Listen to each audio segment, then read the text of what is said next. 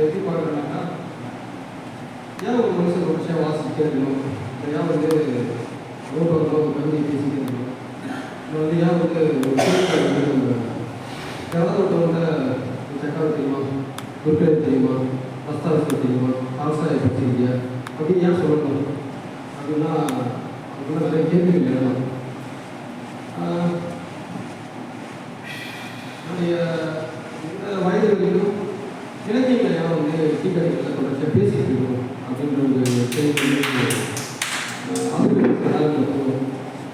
அப்போ இப்படி ஒரு போக்காக நிறையா காலம் இருக்குது, நிறையா இதெல்லாம் இருக்குது, இதெல்லாம் இலக்கியம்லாம் எதுவும் படிச்சுக்கிட்டு புக்கெல்லாம் எதுவும் படிச்சுக்கிட்டு கவிதை ரசிகர்கள் எல்லாம் தேவையா அப்படின்னு நிறையா பேர் ஒரு அன்றாட வைப்புப்பாடு நம்மளுடைய வேலை சார்ந்த சூழ்நிலை இந்த மத்தியிலும் ஒரு கவிதை தேவையா, அல்லது ஒரு சிறுகதை தேவையா, இல்லை தொழில் இலக்கியம் தேவையா அப்படின்னு நிறைய பேர் நம்ம நினைக்கலாம்.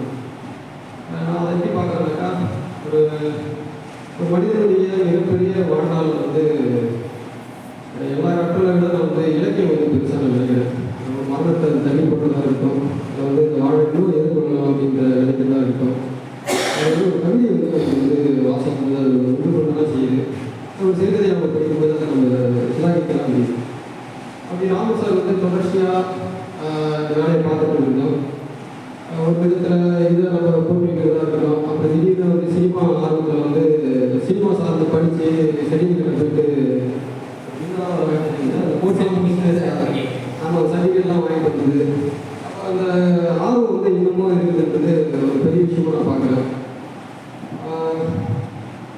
அதுதான் வேறு சொல்கிறது இல்லை. இந்த கட்டுகளும் இதையும் தொடர்ச்சியாக அப்படியே இருக்குமா பத்திரிகைகள் அது ரொம்ப முக்கியமாக நான் நினைக்கிறேன். இன்னும் நிறைய பேருக்கு அதை நீங்கள் சொல்ல வேண்டிய தேவை இருக்குன்னு நான் நினைக்கிறேன். அப்புறம் முதல்ல சார் ஒரு முறை குடிநீர் இருக்கும்போது வீட்டுக்கு ஒரு முறை வந்திருந்தார்.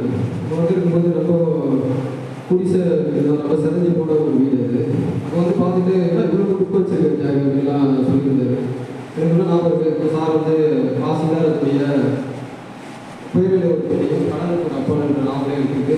சாதியுடைய முதல் தனிமை அப்படின்னு நினைக்கிறேன். இசை குறிப்பு கட்டுறேன். அப்புறம் ரஷ்யன் செக்காவுடைய புக்கு நினைக்கிறேன். அதெல்லாம் சார் பார்த்துட்டு நான் ஒன்றும் வாசி தரேன் அப்படின்னு சொல்லிட்டு எடுத்துக்கிட்டுலாம் வாசிச்சிருக்காங்க. அந்த அனுபவம்லாம் நினைக்கும்போது அதான் முறையாக வீட்டுக்கு அவர் அந்த புக்கெல்லாம் பார்த்தேன். பிறகுதான் அவருக்கு சொந்தக்காரெல்லாம் சொல்லியிருந்தாங்க. யார் தெரியுமா, பெரியவர்கள் இருக்கக்கூடிய அக்கத்தெல்லாம் தாத்தா பாட்டியுடைய மூத்த ஐயெல்லாம் அப்படின்லாம் சொல்லிட்டு தொடர்ச்சியாக வாசிங்க, தொடர்ச்சியாக பேசுங்க. வள்ளுவர் தான் அழகாக சொல்லுவார், கண்ணின்று கண்டார சொல்லின்னு சொல்லிட்டு முன் நின்று பின்னோக்க சொல்லணும்னு சொல்லிட்டு பாடம்லாம் படிக்கணும் கூட தப்பாக இருந்தால் அப்படி ஏதாவது நமக்கு விமர்சனம் ஒரு மனுஷன் மேலே இருந்தாலும் அது நேரடியாக நம்ம சொல்லிட்டு சரின்னு நினைக்கிறேன். பின்னாடி நம்ம எதுவும் சொல்ல வேண்டிய தேவையில்லைன்னு நான் நினைக்கிறேன். தொடர்ச்சியாக வாசிங்க, தொடர்ச்சியாக படிங்க. இன்னும் நிறைய பேர் புதுசாக பார்க்குறது எல்லாருக்கும் நீங்கள் இலக்கியத்தை கடத்தணுன்றது இதை பற்றி செஞ்சுட்டு தான் போதும் நான் நினைக்கிறேன். நன்றி சார், மகிழ்ச்சி. யார் ஒரு பேச்சில்